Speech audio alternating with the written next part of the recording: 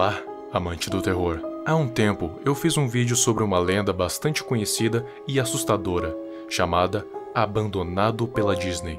Se não viu, o card está acima, mas de qualquer maneira eu vou fazer um resumo aqui. Há muito tempo, existia um resort temático da Disney chamado de Treasure Island. Ele tinha como objetivo ser um lugar para as famílias passarem um tempo curtindo as férias, um lugar agradável e com bastante lugares para visitar. Um deles, em particular, o Palácio de Mowgli, o Menino Lobo.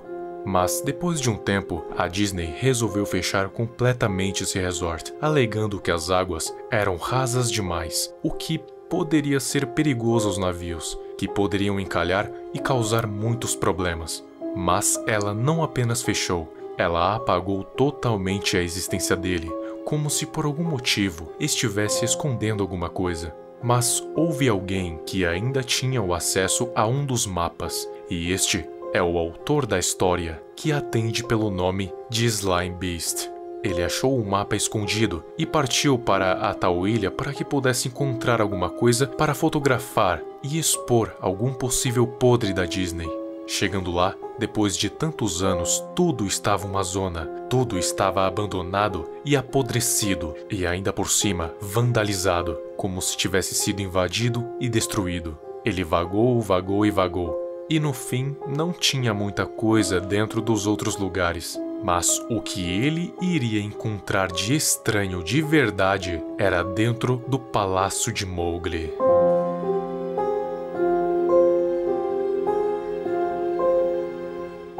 Lá dentro, ele encontrou uma escada para uma passagem subterrânea, onde havia uma porta intocada. Logo, poderia haver alguma coisa útil por lá que vale a pena ser fotografada. Descendo lá, ele abriu a porta e se deparou com um lugar que, apesar de podre, estava intocado, como se ninguém nunca tivesse entrado ali, mesmo que todo o resort tenha sido destruído. Depois de um certo tempo caminhando no local, ele se deparou com uma porta que dava para uma sala onde eles guardavam as fantasias dos mascotes. Só que ela estava trancada e não abria de jeito nenhum, nem tentando arrombar. Então, ele desistiu de tentar. Mas antes dele ir embora, a porta simplesmente se destrancou e abriu sozinha, como se ele estivesse sendo convidado a ver o que tinha lá. Quando entrou, se deparou com várias fantasias penduradas, mas havia uma no centro, deitada sobre uma mesa como uma vítima de assassinato. Era uma fantasia de Mickey, mas as suas cores estavam desbotadas, parecendo uma versão fotonegativa de Mickey Mouse. Uma visão perturbadora.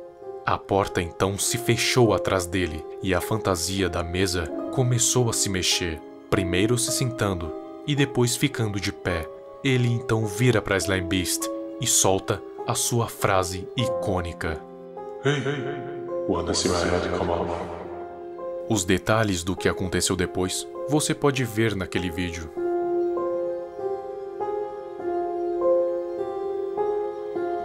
Depois dos eventos que aconteceram em Treasure Island, Slime Beast conseguiu fugir e voltar para casa. Mas claro que depois de presenciar tais coisas e ainda ter fotografado o que viu lá dentro, sua vida não seria mais a mesma. Ele começou a ser perseguido por todos os lugares em que ia. Vira e mexe, ele via pessoas estranhas olhando para ele de longe, dando sorrisos sutis de canto de boca, como se soubessem que ele sabe que elas estão o seguindo. Além disso, pequenos acessórios da Disney, como bonecos, canecas, garrafas temáticas e coisas do tipo, começaram a aparecer em seu apartamento, como se quisessem provocá-lo e mostrar que sabiam onde ele morava. Depois de um tempo, também começou a receber e-mails anônimos, mas que não pareciam de pessoas querendo prejudicá-lo, e sim de pessoas na mesma condição que ele, que também viram coisas estranhas vindas da Disney. E não apenas na ilha, mas também no parque principal da empresa, a Disney World. Muitos rumores e lendas rodeiam aquele lugar, que por trás de toda aquela temática alegre e colorida, haviam segredos horríveis e sombrios que a empresa tentava esconder a todo custo.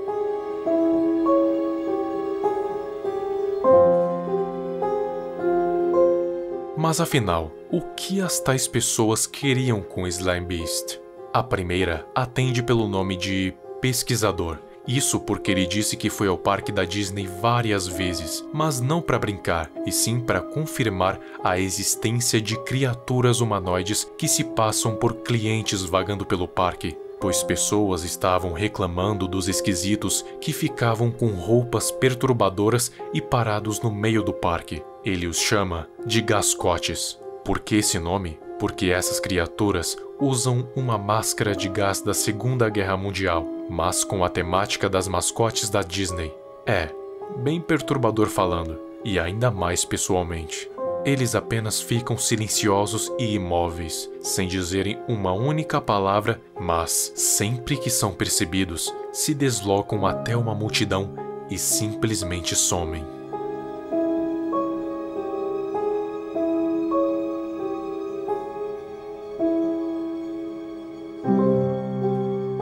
Outros e-mails também foram mandados para Slime Beast, mas o que realmente importa são dois. O de um homem, a qual Slime Beast chama de Zelador, e o outro chamado de Hammer. O primeiro, como o próprio nome diz, era um zelador da Disney World. Ele limpava tudo que tinha lá, mas era proibido de falar sobre certos lugares que ele limpava, sabe? Para evitar uma revolta quanto ao público. Ele conta que o parque é construído em cima de vários túneis subterrâneos, acessados através do que ele chama de utiliportas, corredores de utilidades, onde os funcionários entram e saem sem serem percebidos, e é por isso que não vemos funcionários, mascotes ou zeladores andando pelo parque a todo momento, parecendo que eles simplesmente desaparecem e reaparecem em lugares diferentes. Ele conta também que, além disso, há certos lugares ainda mais escondidos, e esses somente certos funcionários e zeladores sabem. Boates, cinemas, pista de boliche e muito mais estão incluídos. E então, há o infame Clube 22, que eu não vou entrar em muitos detalhes, mas é basicamente um lugar onde os adultos fazem as coisas quando as crianças não estão por perto, onde vão descarregar. Interprete da maneira que quiser. Agora, vamos dar continuidade à história.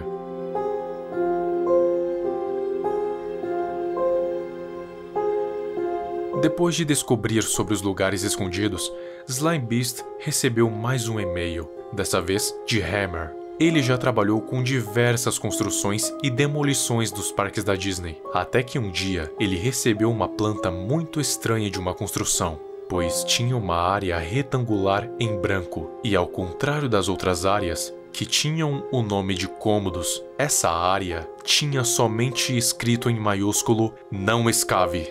Ele foi até o seu superior para questionar o porquê daquela área estar em branco, mas assim como Hammer, o seu superior também estava no escuro, e preferia ficar assim. Disse que aquela área estava propositalmente em branco e que era para permanecer assim.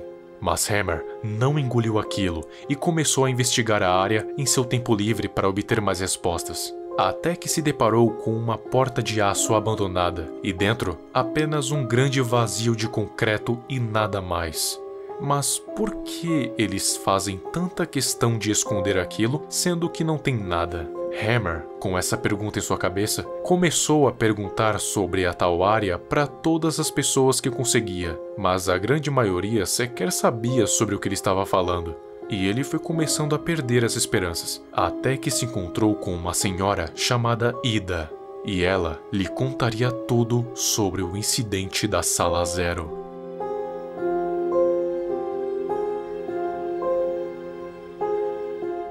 Sala Zero foi o apelido dado a um abrigo subterrâneo construído na Disney World na época da Guerra Fria. Como já deve ter imaginado, era um abrigo antibomba, com suprimentos para manter centenas de pessoas até que o bombardeio passe. Para as crianças, eles entregaram máscaras de gás com as faces das mascotes. Sim, isso é perturbador em muitos níveis diferentes, mas acho que na época da Guerra Fria as pessoas não pensavam direito.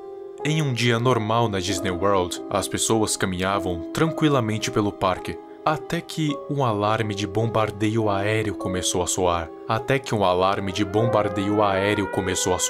Falando que as pessoas deveriam procurar um abrigo o mais rápido possível. E é aí que a Sala Zero entra em ação. As pessoas foram levadas para o abrigo antibomba subterrâneo e lá deveriam esperar até o bombardeio passar, e assim o fizeram, até antes de uma histeria coletiva acontecer. Todos estavam em silêncio, esperando, quando de repente um homem na multidão gritou: Ei, para de me beliscar.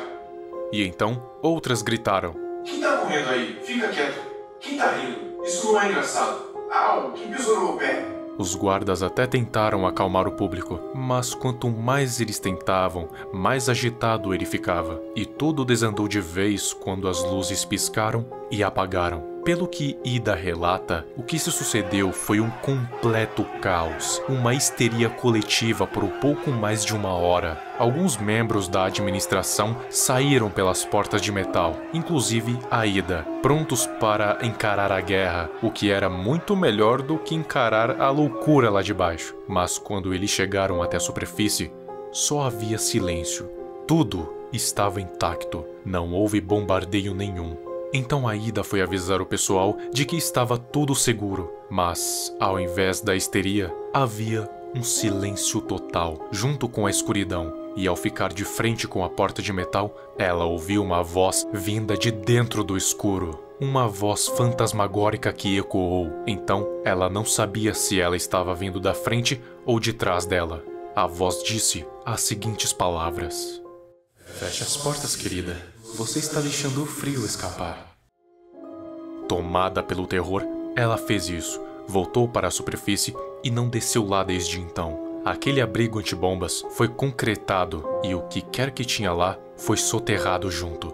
Mas ela afirma de pé junto que aquelas pessoas, todas aquelas pessoas que permaneceram lá, ainda estão lá, enterradas em concreto, junto com aquela coisa que falou com Ida.